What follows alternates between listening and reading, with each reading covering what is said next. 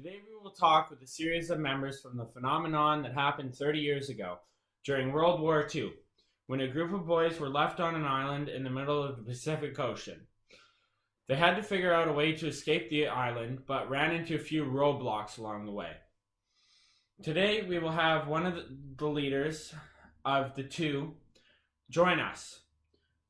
Ralph will join us. First, we have the leader of Reason. Come on out, Ralph. Hey, how's it going? Pretty good. All right, so here's a script of the words. It just my friend Tony just handed to you behind the camera. Say hi to Tony. Hello, Tony. All right. How are you? I'm doing great. I'm ecstatic to be here.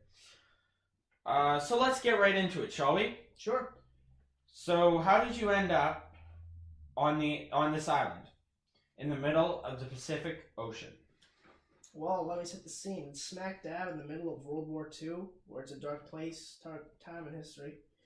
We have very few safe places in the world, and they're far between. Our plane was shot down and we crashed in the middle of this island. No adults were present at the time.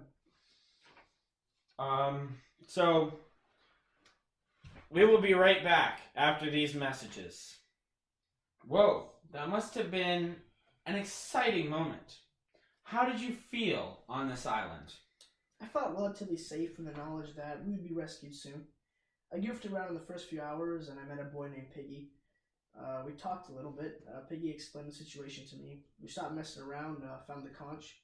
We used it to summon the other survivors.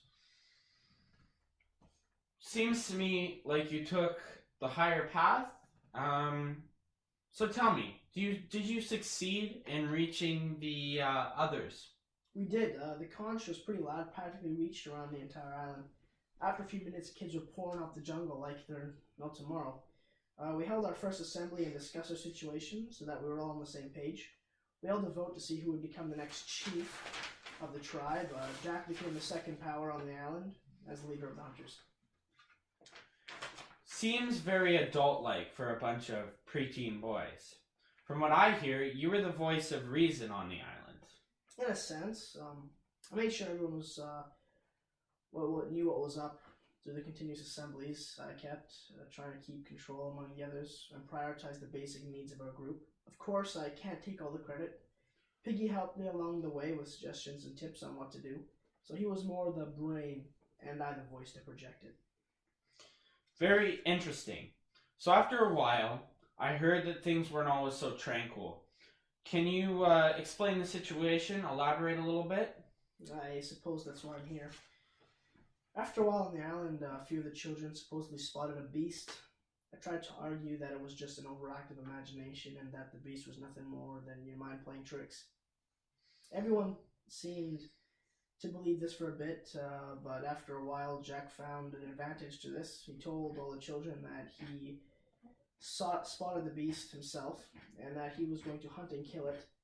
This obviously changed the little kids' minds and said, oh, Jack, he's relatable, he's strong, he's dependable. And also, kind of turned into a chaos because two powers stood for very two different things and people had to decide which side they wanted to choose. The island eventually turned into a bloodbath and he recruited all the children to his tribe. Bloodbath. Describe what happened and how you felt. Well, this part of the story is the most emotional. A lot of good people died there. Yeah. Nobody is forcing you to do this. It's okay if you'd rather keep it to yourself. No, it's alright. It just brings back memories. There was a dark period in our lives on the island. It started with the death of Simon. The poor kid just ran out of the bush and we swarmed and killed him. After that point, we descended into chaos. People were becoming more and more cruel. Jack was becoming a monster, just letting Roger and the others terrorize the weaker kids. After Jack stole Piggy's specs, we went down to try and get them back. Jack just let his boys kill Piggy and destroy the conch. After that, Sam and Eric told me Jack was going to hunt me, so I ran and hid in the jungle. Jack heard about this plot and proceeded to burn down the whole island. I ran as fast as I could to escape. It seems this is when you managed to get away. How did you achieve that against all odds? When I was running along the beach, a military officer stood and found me. His convoy found us because of all the smoke due to the fire. I just stood there and cried along his feet with the others.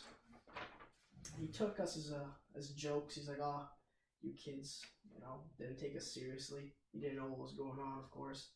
And 30 years later, here we are. That's one heck of a story. It is. It could be a novel if someone put some time to it. Ha! I might know a guy. Thanks for coming to the Golding interview, and have a great day. It's been a pleasure. Well, that's all for right now. Come back later for the opposing character, Jack Meridew, as we venture into his side of the story after these announcements. Thank you.